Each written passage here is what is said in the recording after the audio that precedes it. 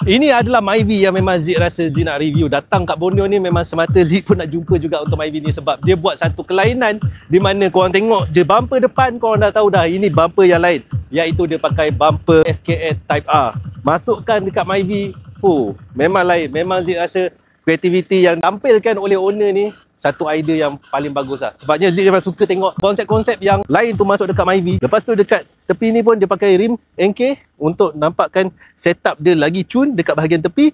Lepas tu bahagian belakang yang Zik nak tunjukkan kepada korang adalah ini dia. Bumper ni dia custom pakai bumper Saga ya gang.